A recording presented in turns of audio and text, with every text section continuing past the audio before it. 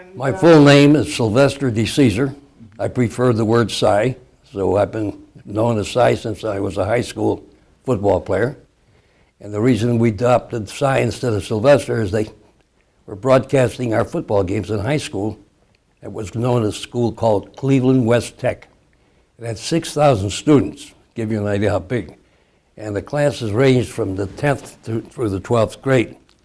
And we had a coach who was a wrestling coach who did the broadcasting at the ball game.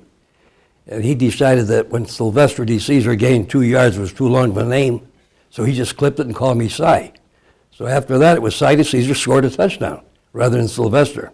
It made a better story, and he made it easier for him because he was a little tongue-tied, even though he was an announcer. But I came out of high school in 1940 from Cleveland West Tech, and I went to Miami University in Oxford, Ohio, on a football scholarship. And I stayed there until my my sophomore year, and I played for a coach that's well known, and he's probably in the National Hall of Fame. His name is Sid Gilman, which was a big-time coach, and he ended up coaching for, I think, San Diego Bombers later on. And he was probably known as the innovator of the forward pass in pro football, wide open defense or offense. And Sid was a real taskmaster. Well, I was there my freshman year, and my sophomore year had just begun, and that was in 1941. And I happened to be sitting in my room studying with my roommate when Franklin D. Roosevelt, our president, came on my little crystal radio, which didn't amount to much, and he said, Mr. and Mrs. America, he says, we have been invaded. We were bombed at Pearl Harbor. And I looked at my roommate, whose name was Steve Rupert, and I said to Steve, where is Pearl Harbor? And he said, I don't know. We were living in a dormitory at the time. But there was a lot of people running around like crazy in the hallways, young people like myself, asking the same question, where's Pearl Harbor? And then one genius said, it's in Hawaii. Then we knew what they were talking about. So that was on December 7th, and we were all taken back. We didn't know what to think, except we were invaded. So I looked at Steve Rupert. I said, what are you going to do? And he said, I don't know what I'm going to do. I said, you know what? I think I'm going to enter the Marine Corps. He said, how about your parents? I said, well, I'm going to tell them. I'm old enough to go in on my own. So we thumbed a ride from Oxford, Ohio to Cincinnati, and I enlisted.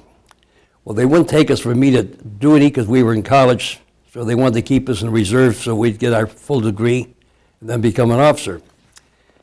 So I stayed in school until that spring break. And I decided I wasn't going to go back. I would force the Marine Corps to take me. I was very gung-ho and very patriotic. I was very sincere in what I wanted to do. So I said to Steve, you want to go back to school? He said, I'm going to go back and get my degree. And he ended up being a school teacher, by the way. So I came home and I went enlisted. I came back to Cleveland, and I went to Kent State part-time, which is a university in the northern part of Ohio. And I also was working part-time as a truck driver for a brewery. And I was starting to enjoy my life, and I was bored because everybody I knew had already entered the service or whatever, or went back to school. And then all of a sudden, without any notice, my mother said, there's a letter for you. Came special delivery. I said, what is it? She said, here, open it. I opened it up, and it says, you will report to Parris Island, South Carolina, Marine Corps base, immediately, which was the next morning. Now, I wasn't prepared for this shock. I wanted to go, but I wasn't prepared. It came so quickly.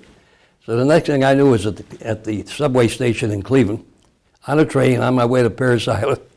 Didn't have an opportunity to say goodbye to any of my friends except my parents, who were by that time very upset because they were concerned about possibly we dying. So I arrived at Parris Island, and like any young man, I was pretty cocky and confident. And we came into Parris Island on an old open truck, and they were from all over the country. So as I disembarked from the truck, if I recall correctly, right, there were a couple of big-sized fellas next to me. One fella's name was Willard Marshall, played baseball for New York Giants. The other was Angelo Bertelli, who played football for Notre Dame. Well, this little fella, the DI who was in charge of us, immediately had us get off, and he didn't count. He looked at us, he said, I don't know who you are or where you are, but I'm going to tell you from this day on, you can't call yourself a Marine until you prove you're a Marine. So we want you to know there's nothing but a shitbird from this moment on. And we looked at each other and we sort of glared at this little DI like, I'd like to knock his head off. Who's he think he's talking to? Well, that was the worst thing we could have done, is glare at him, because the time he took us to Parris Island, first thing we did, we landed there. He lined us up, taught us how to march, supposedly, and he just walked our butt off, back and forth, and it was monotonous. And he would single out each individual who could make a right turn, a left turn. And after working us pretty good for a couple hours, he took us into what they called the galley, which is the kitchen. And the kitchen was massive, would cook for a few hundred people. And he assigned each one of us a stovetop, and we had to scrub it with our hands. The stoves had been cooked all day, and they were still hot. I'm trying to, you talk about giving blisters on your hands. We were in there scrubbing and scrubbing and scrubbing. He come by, he said, that's not good enough. You go back again, he scrub and scrub again. So that was the beginning of learning discipline in the Marine Corps. You learn to do what you had to be doing, expect nothing from anybody except be a Marine. So whatever you were in civilian life was nothing. You were now equal. Everybody was privates. And you had to prove yourself that you could do whatever you wanted to do during your time at the Marine Corps at the Parris Island, which was a 90-day base. So I finished my boot camp. I went through, I had never had a rifle in my hand. I didn't know a gun from a pistol. But we were taught, and I can remember my first shot with an M1 rifle, jolted my right shoulder, and I thought, this is baloney. This is no fun. I thought shooting a rifle would be fun. And we had instructors standing over our shoulder, teaching us the proper way about it, using your arms as a tripod to balance your rifle and so forth. And they would not hesitate to tell you what you were doing wrong by whacking you. I mean, they would kick you in the butt, whack you in the head, and just insult you so that your blood pressure came up where you were thinking, like they wanted you to think. And the key is that they wanted you to be a good marksman. And we had a sharpshooter, marksman, and rifleman. I ended up as a marksman, which was in between, so it wasn't bad. So from there, I finished boot camp, and they sent us up to New River, North Carolina, which is another Marine Corps base. And prior to my being discharged, but not discharged, but being transferred, there was a sign up on the bulletin board that anybody who wanted to volunteer for the Marine paratroopers had to sign their name, and they would pick out who they felt was the most qualified physically. Well, what attracted me was the fact that we got an additional $50 a month in our paycheck. So I thought, well, you know what, $100 is better than $50 a month. I'm going to sign it. I had never been in an airplane in my life. So we went to Parris Island, and that was a 90-day training, going through boot camp and the parachute school. And this really entailed some good physical hard work. I kid you not. We got up every morning. We did knee bends, 50 knee bends, 50 push-ups. We ran 5 miles every morning before breakfast. They whipped us in shape like you can't believe. And the amusing part is I thought I was in pretty good shape with my legs, having played football. And there's nothing like doing those push-ups and those knee bends and then running 5 miles with a full pack every single morning. And it wasn't long before you got yourself in shape. And the nice thing about the camaraderie in the Marine Corps, once in a while we get some fellas who physically weren't able to run. They'd run a mile or two and start pooping out, so to speak. And if we liked the fellow, we normally grabbed him by his belt. One fellow would grab one side, and I'd grab the other side as an example. And we would hold him and encourage him to keep running. And we'd do whatever we had to do. We would either insult him or encourage him. We wanted to make sure he finished that run, because it was important that you would not get your parachute wings unless you finished a complete training.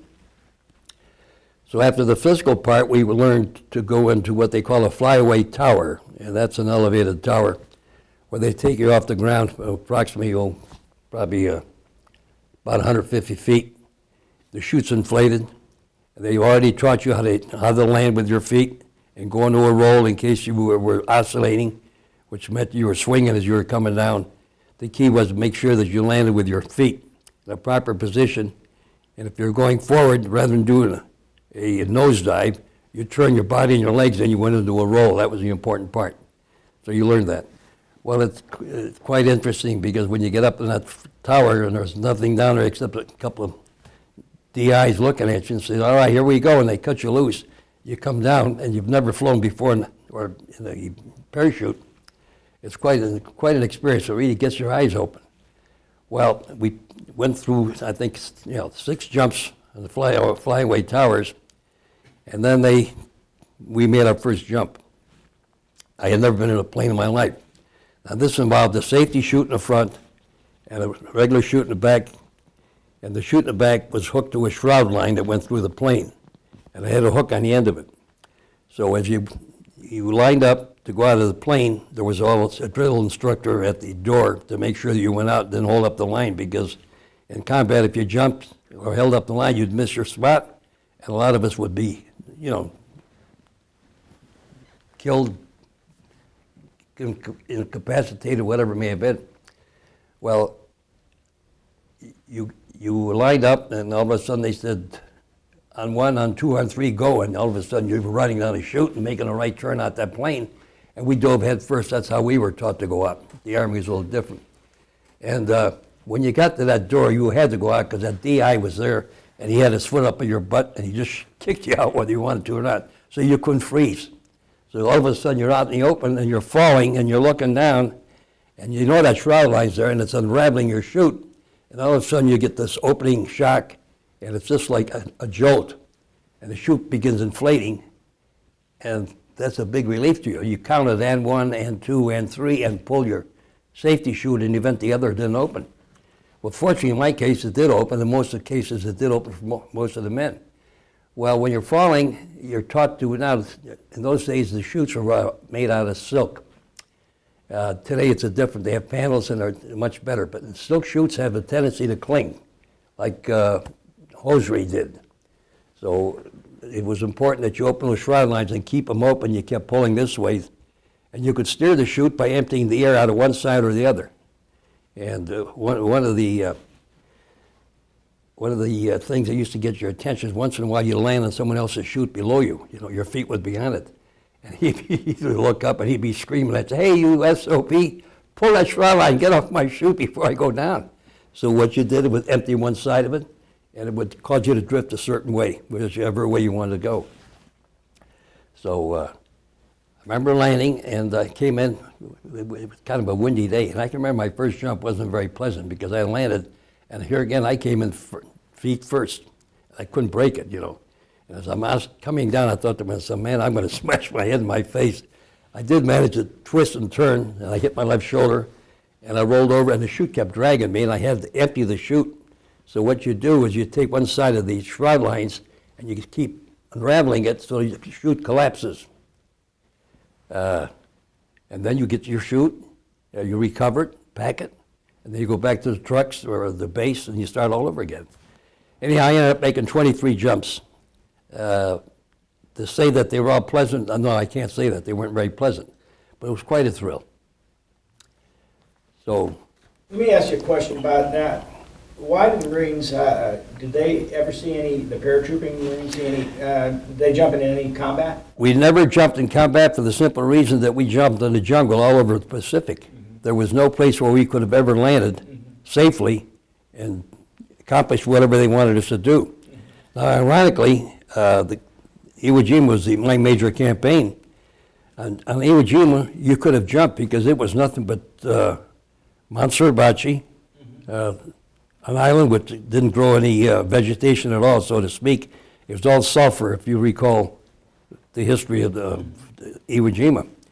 So they could have jumped us there, but then it would have been a massacre because Iwo Jima was, about 5 miles in 5 miles long and 2 miles in depth, so you had about 10 square miles. Well, we landed with 3 divisions of Marines, which is almost 45,000 men, in different waves coming in. And the Japanese had us in a crossfire, Mount Suribachi being the most elevated area.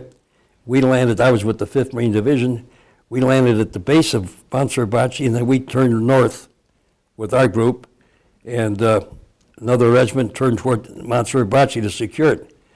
Well, the northern part of the island also was elevated, and they had us in a crossfire, military, I'm talking about artillery.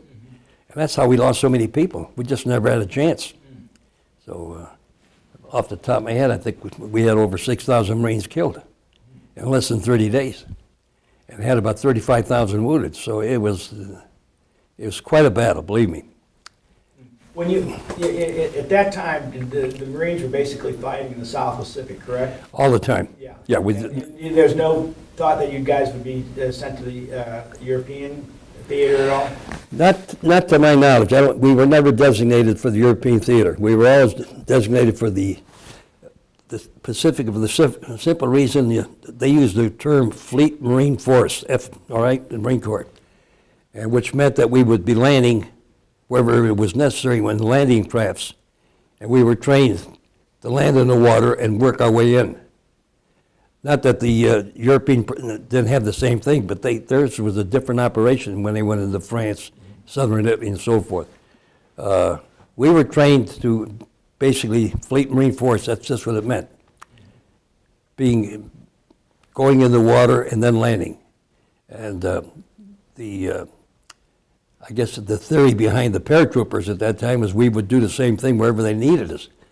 But it never occurred to them, I guess, that we would be fighting in jungles, every island, from Guadalcanal all the way up. And you couldn't jump people. So. We're in parachute, yeah, you went through your advanced infantry training, you went to paratrooper school, and then? Yes, finished paratrooper school, and they decided at that time that they could not jump the Marines in the Pacific. So what they did is take the 4 battalions of Marines, paratrooper Marines. We formed the 4th and the 5th Marine Division. And I don't recall just how we were selected, but the 4th Marine Division was a new division formed. And the 5th was a combination of former paratroopers and Marines who fought on Guadalcanal. And Guadalcanal was our first operation. So. Would you have preferred to have won maybe to Europe? I'm sorry? At the time? Would you have preferred to have went to Europe at the time instead of? No, because the Marines were not fighting in Europe at all, other than the duties where they would protect. They had seagoing Marines, and the seagoing Marines would be responsible for the captain of the ship. He was like his personal valet and so forth. But the Marines were not fighting in Europe. So we had no training for going into Europe. Well, we had training, but we had no reason to go into Europe. We're more qualified to go in the Pacific, let's put it that way. So. Your parents said that they were pretty, or you said that your parents were pretty upset that you were going to. Well, my parents, I'm glad you mentioned that. My parents were very upset because they couldn't understand why I would volunteer and give up my college education. Right. And I come from Italian parentage, and they didn't quite understand why I would want to give up my college education to become a Marine. Right. And my only thought was that we were invaded, okay, and the Japanese attacked us. I'm going to make somebody pay for it because I'm going to go in there and help. So that's why I joined the Marine Corps. And that was on December 7th. December 8th, I joined the Marine Corps. The following day was in Cincinnati. And to answer your question, I think I had mentioned to you before, the thing that probably upset my parents the most is when I was wounded in Iwo Jima. And I have a letter here, I think I showed you the once before, Miguel, but I don't think you've seen it. And these are my discharge papers, but the letter my parents received, which to this very day still touches me, because I assume you have children? Yes. Okay. And this letter reads, it's from the headquarters of the United States Marine Corps, and it's dated the 26th of March, 1945. And it says, Dear Mr. and Mrs. DeCesare, a report has just been received that your son, Corporal Sylvester DeCesare, sustained a shrapnel wound of the jaw in action against the enemy on February 25th, 1945 at Iwo Jima. He was removed for medical treatment. His condition is reported to be favorable. Your anxiety is realized, and you may be sure that any additional information received will be forwarded to you at the earliest possible moment. Meanwhile, you have been furnished all the facts available, and you will help this headquarters send out subsequent reports promptly if you will write only to notify this office of any change in your address. And that's the only thing my parents received. So having been struck shrapnel in the face as well as the arm, you can't visualize what my parents were going through. They didn't know whether my head was blown off, whether they had lost my eyesight, or whatever the case may be. And I think the thing that I like to, I told Miguel this in the past, that young people like Miguel will be parents someday. And if they can put their self in the shoes of my mother and father receiving this letter, which doesn't tell you very much, except that your son was wounded. And the fact that he was wounded by shrapnel and hit in the face, they had no idea. And they were very, very distraught, as you can understand. So the communication between the Marine Corps and your parents, it's not like today where you get a phone call or things. Absolutely not. You know, you were talking about two wars going on at one time, the Pacific and, of course, Europe. Mm-hmm. So most of the letters all said the same thing. We don't have available information at this time. We'll call you. You won't call us. Yeah. What was the date? When did you get wounded? On the 25th of, let's see, 25th of February. Okay, so and your parents received that letter when? How many days later? March 25th. So 30 days later. A month later. So, yeah. See, in the meantime, we weren't communicating because we couldn't write letters. Mm-hmm. You know, letters, when you were in combat, letters were not being forwarded. Mm-hmm. Occasionally, we would get some incoming mail, but you didn't have time. Right. And plus the fact that everything was monitored in those days, so you could not tell your parents where you were, whether you were in Hawaii or Guadalcanal or Iwo Jima. Officers screened every single letter that went out because we couldn't give the enemy, who might intercept the letter, the information where we were and how many troops there were and whatever island may be. When you wrote a letter to, let's say, to your parents, how many days or weeks would it take for them, from the time you sent it to the time they got it? In the States, when most of my training was in California after I left boot camp, a matter of about a week or so, a week to 10 days. Yeah. But once we got overseas, it could be 2 to 3 weeks. So that was that quick, though. I mean, that's still fairly quick for us. Well, yeah, because most of our training, we left California, we went to Hawaii, and we trained in Hawaii. Mm-hmm. That took time. Yeah. It took three weeks to a month, more or less. Mm-hmm. But was that difficult leaving your family like that? And you were at college for a few years, so that separation was there. But a lot of men who were coming right from, being young men, 17, 18 years old, that must have been awful difficult for some of those to adjust. All of a sudden you're, cut off contact with your family. Well, there's no question. But one thing about the word Semper Fi, Semper Fidelis in the Marine Corps, mm-hmm. which you both have heard used, the camaraderie that you develop, the pride that you develop being a Marine, everything else is incidental. You are there to do your job. You're there to make sure that people are proud of what you do, mm-hmm. specifically the Marine Corps. So Semper Fi means that I'm going to take care of Miguel, come hell or high water, and vice versa, and I'm not going to be worried about anybody. Well, I have him to back me up, and he has me to back him up. Mm-hmm. That's really the whole theory of the Marine Corps. Mm-hmm. And the men that you trained with and went into combat with, you basically stayed with for most of the campaign, correct? Yes. Well, we were wounded so quickly in Iwo Jima. Yeah. Some guys were the first day. Some of them never landed. I mean, we went into Iwo Jima and we went in landing crafts. And we went into what they referred to as waves. Okay, and as one wave would land and try to secure the beach, the second wave would come. But we were caught in a crossfire because the island was so small that they couldn't miss hitting somebody. So some of us landed in the water and were wounded or killed, and others were hit on the beach. And the ones who were more fortunate just continued on working their way into the island. How long did it take to control the island? 30 days, roughly 30 days off the top of my head. I don't recall exactly. But it took us 1 month to secure that island. And the reason we went into Iwo Jima had an airport that was controlled by the Japanese. And the intent was to bomb Japan at some point. Well, our base, I don't recall exactly where they used to come from, talking about the Air Force. And many times they were hit on their way over to Japan, and the plane was disabled but could land, and they didn't have an area where they could land. Iwo Jima was the last stop-off point before they went to Okinawa and Japan itself. And that's why Iwo Jima was so important to us, to the Marine Corps, not only the Marine Corps of the United States at that time. So when we secured a field, and incidentally, while we were in Iwo Jima, when we secured one airfield, another, the second strip wasn't secured, we had disabled planes starting to land while we were in combat. So Japanese were well secured in that island. They were good fighters, and they knew what they were doing. And they were outnumbered probably 3-1. Now, some of you may have seen the movie Flags of Our Father, which is the other Japanese version of how they felt. And they're human beings, and they felt like you did or I did. We had families to worry about and so forth. But as a Marine or any man in combat, you don't worry about the enemy. In war, there's no such thing as fairness. I mean, it's either kill or be killed. That's basically what it's all about.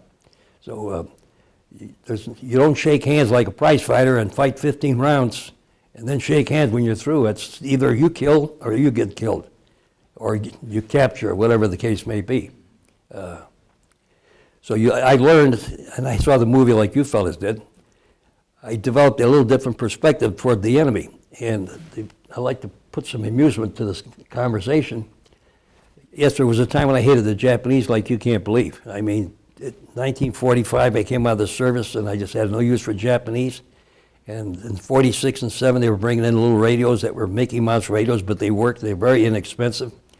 And if it said made in Japan, I wanted no part of it.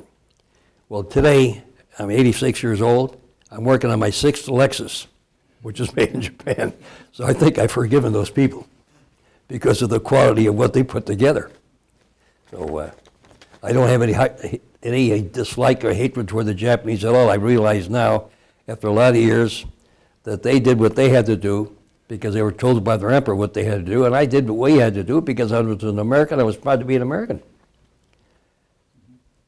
Could you go back and after paratrooper school, then you were sent, well, after paratrooper school, where were you sent? We were, I left Camp Pendleton, and we went to Hilo, Hawaii, and went to a base called Kamuela, and that's where the 5th Marine Division was formed, and that's where we trained before we went to Iwo. And what probably should be of interest to some people, it took us roughly 30 days from the time we left Iwo Jima, the time we left Hawaii to invade Iwo Jima. It took us roughly a month to get there. And we're talking about the 4th and the 5th Marine Division, so that's roughly 60,000 men. Well, the thing I don't like about telling this story, I was seasick for the 30 days that I was on that ship, and I wasn't alone.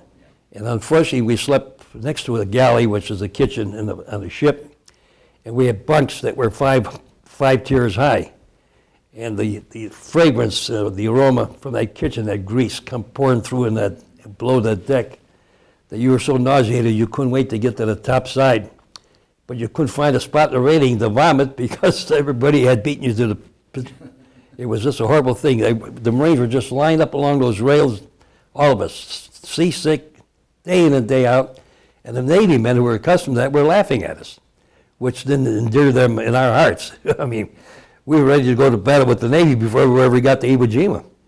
But when we came into Iwo, the landing crafts that we came in on, and I go back to what I was talking about originally when we came in on these ships, we went wave after wave. Well, the water was so rough and swells are so big that it took us maybe 2 hours before we could land after one wave after the other. And all the time we were on this little landing craft, we were sick.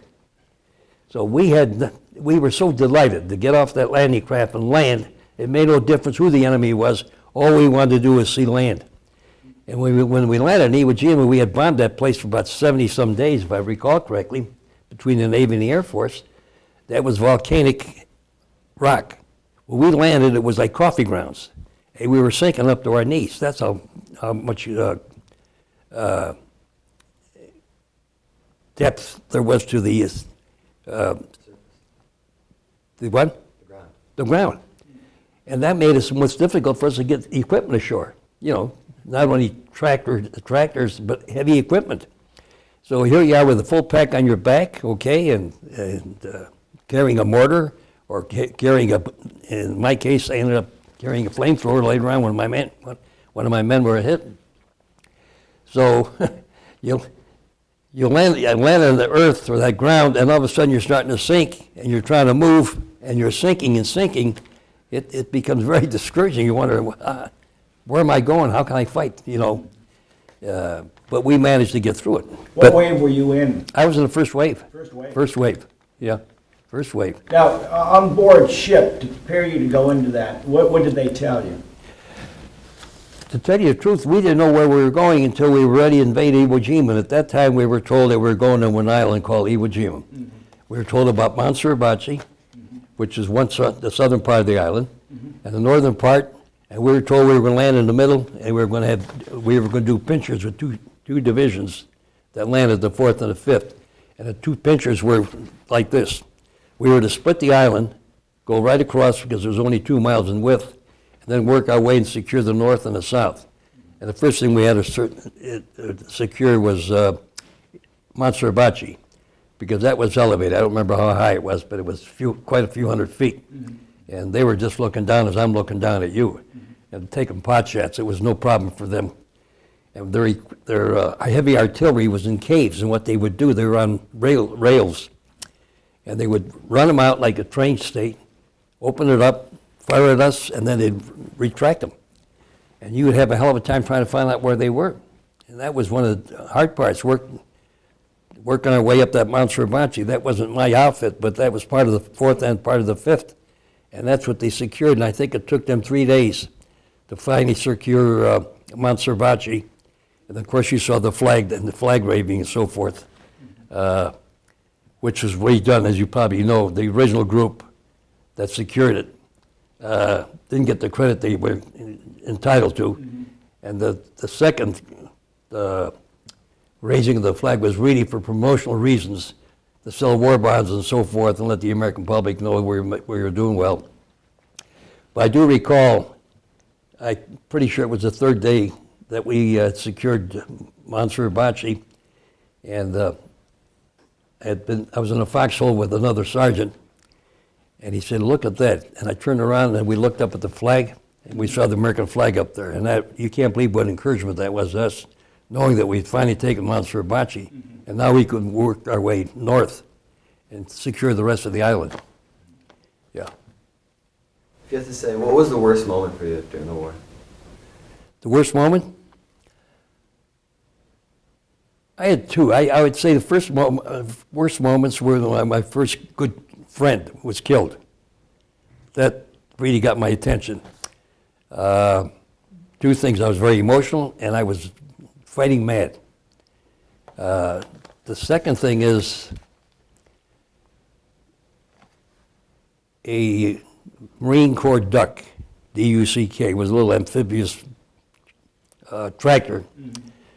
We were running out of ammunition, and a colonel named Lieutenant Colonel Pollock called me because I had this demolition platoon, and I also had some other duties, such as making sure we had equipment and ammunition.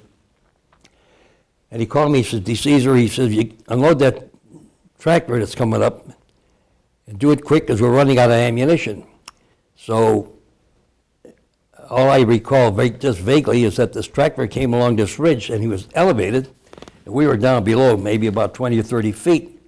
And the fellow who was driving the tractor was a Marine, I guess. I never did find out who the hell it was. But they started bombing that area, and he deserted the tractor. He left it there, and it was a real coup to the Japanese, because now they could hit this and blow it up. So I took 5 of my colleagues, and we got in and we started unloading the tractor. And I was on the inside, and we had a daisy chain passing the ammunition down. And we probably had unloaded about 2/3 of mortar shells, hand grenades, and so forth. And we would just throw them down the hill and let it roll, and we would secure it later. We got hit by a mortar we were taught that they threw mortars at us like a tripod in threes. They would hit one here, and one here. And the fourth one, was going to be right in the middle. So the first one hit, and I hollered to the fellas, "Here they come." The second one hit to our left, and two of my boys scattered. They were hurt. I remember that much. And then the third one hit, and that's the last thing I remember except flying through the air. And when I came through, there was a medic over me. They had dragged me over, and I was bleeding,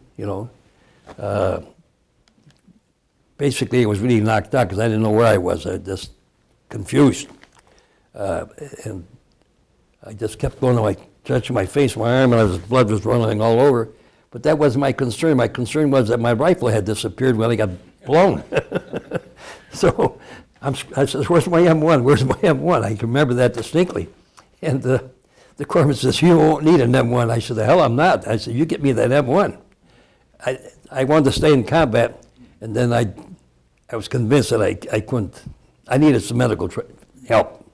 So that probably was the worst part of my campaign. Yeah, that was your first invasion of Iwo Jima? Yeah. Okay. Yeah. And then you got wounded there, then what happened? They took the other Marines who were wounded along with myself. The ones who were hit badly were evacuated to Guam. We went to a hospital in Guam to recover. And I don't recall how long I was in Guam. And then they removed us, those of us who were hit, what they consider hurt badly. We were sent back to a hospital in Hawaii. And then from Hawaii, they decided, in my case, along with these other fellas that were wounded, that we weren't fit to go back to combat. And they sent us to Mayor Island in San Francisco. And that's where I ended up getting discharged from. And I was discharged on VJ Day. Victory in Japan. Yeah. VJ, 1945. August of 45. Where were you when they announced that? This is the most embarrassing thing that ever happened to me in my life. I couldn't wait to get out. We knew we had beaten the Japs, and we were told VJ Day and so forth. And the first thing I did, I had a good friend, a civilian, who had befriended me when I was at Camp Pendleton. And he was a clothing salesman, and he gave me a sport coat, a houndstooth sport coat, and a pair of slacks. We were about the same size. And he had sent them to me when I was up on Mayor Island. He said, "Look, this is yours, and the day you get discharged, you wear it." Well, I couldn't wait to put on civilian clothes. I dressed in civilian clothes, and I hadn't been officially discharged, and I went to San Francisco, and I got on the bus. We got the news that Japan had surrendered. Well, everybody in the bus was in military clothes, and I'm the only guy in civilian clothes. And they're looking at me like I was a 4F'er. You might want to explain what 4F means. Well, 4F meant that you weren't physically fit.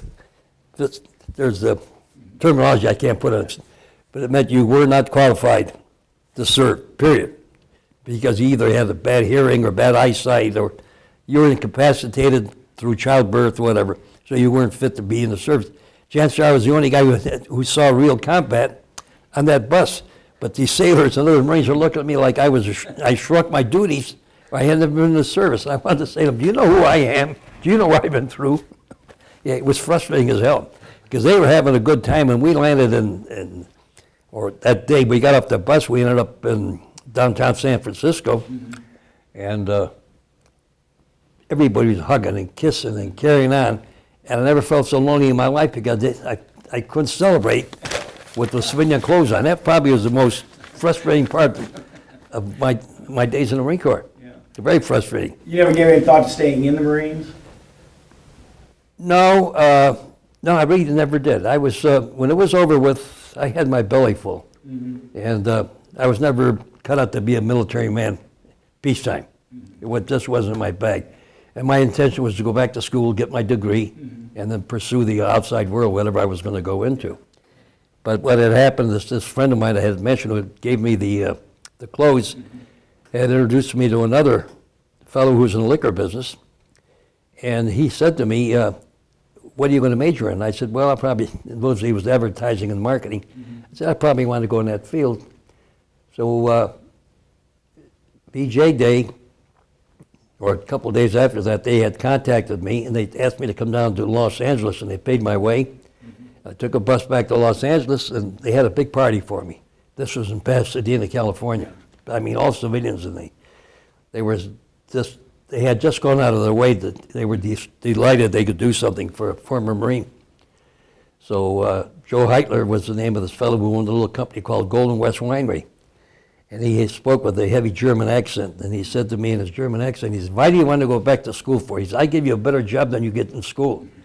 And I said, "Doing what?" He says, "I own a wine company." He said, "I'll make a salesman out of you."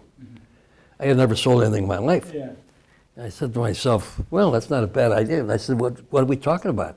He said, well, I'll give you a car, company car. He said, I'll give you $50 a week, which was a tremendous amount of money in those days. It was $200 a month. Well, now I had, had to make up my mind. Do I go back to Ohio to my parents, or do I stay in California? So Ohio in those days were giving retired military people a muster-out pay, which amounted to, in Ohio, in my case, $300.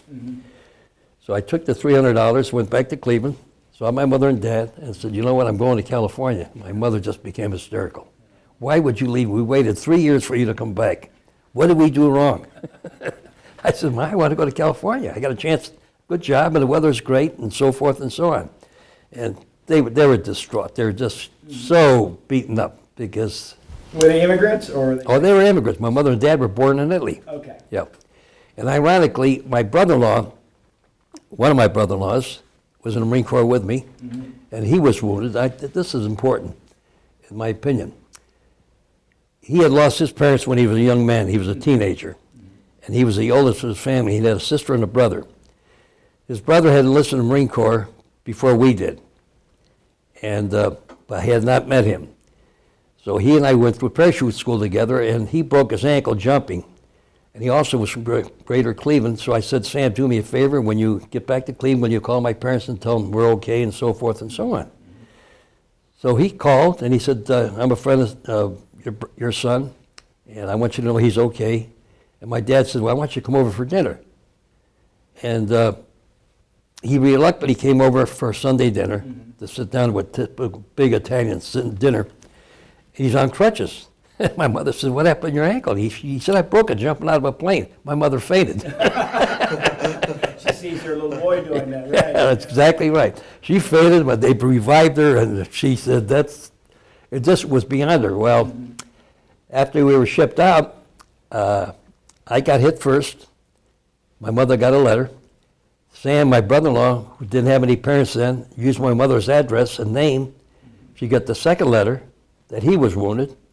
And a few days later, she got the third letter from his brother that he was wounded. So she got 3 letters from Washington, D.C., telling her that her son, her future son-in-law, and his brother are all wounded. Well, my mother became hysterical, absolutely. So in those days, what they did, people had children in service would have a star in their window. And my mother had 3 stars in the window. Well, when my brother-in-law's brother got hit, my mother lost it. She was working in the clothing factory making military uniforms. And she said to my sisters, my oldest sister, and her Italian brogue, you call Washington, D.C., and I want my boys home. 3's enough. And she made my sister call Washington, D.C., and you know what? Secretary Forrestal answered that letter, that call, and told my mother that they're all right. They appreciate what my mother was going through, but war is war, and so forth and so on. But she had the gall to call it Washington, D.C. She figured she had done enough, 3 sons. Yeah. If you had to do it again, what would you do different? Probably the same. Right. Yeah, probably the same. I wouldn't do anything different. I mean, I was that involved in patriotism. I felt that way about the country. I mean, everything else was irrelevant. College, football, rah-rah, the whole bit, became incidental. All I had in mind is that we were attacked. And because having been a sportsman, having played football and so forth, I guess I was combative to the point that I wanted to fight. And I just felt it was an honor to go in there, and a duty. Talk to us about the Purple Heart. Well, the Purple Heart's awarded to people who are wounded in combat. And the the Purple Heart presentation wasn't made to me until I would recover from my wounds. And we were in Hawaii at the time. I had no idea that they were awarding Purple Hearts. It meant nothing to us. I was still in the hospital recovering, along with other Marines. And one day they had us fall out and lined up in line, and some colonel came by, and he has this letter that said, now let's see what it did say. You might have something on the back sheet. It said, in essence, here's what it said. Participate in action against the enemy forces on Iwo Jima, the Virgin Islands, on the 19th of February 1945. And it said, due to unavoidable war conditions, the information in the discharge certificate is incomplete. And with that, they gave us this Purple Heart medal, which I had no idea what it meant, the significance of it at the time, because all of us were getting it. And I said, what are we getting the Purple Heart for? And I remember one of the lieutenants saying, because you were wounded in action. I almost took the position, it's a big deal. How about the other fellows who were killed? Well, they got Purple Hearts also. And how long were you in the hospital for the recovery? Well, I was hit on the 19th of February, and all the way until April. Took me almost 2 months. A little What were better. the extent of your injuries? I had shrapnel in the jaw, okay? Knocked out some of my teeth. This is all plastic surgery here, on the side here. Did a marvelous job. You might see some pop marks there now. And I got hit in the forearm, shrapnel in the forearm. I didn't feel I was incapacitated when I was wounded. Personally, I was mobile, but not until the medics got a hold of me that I realized that I needed some help. Yeah. So it approximately better than 2 months, February, April, March and April, 2 months. Then I came back to the States. I just, I appreciate this interview, and the only message I'd like to give is the letter that I received from my parents, and I told you that before, Miguel, that someday you'll be a father, okay, and you'll have a son. God forbid he doesn't have to go to war. But I hope that if and when that ever happens, the communication between our government and you as a father is a little more complete than the letter that my parents got, because I can't tell you how distraught my parents were when they got that letter, from the lack of knowledge. That's important. And the other thing is, I want you to know I'm still very proud to be an American. I don't think there's any place in the world I'd rather be than here.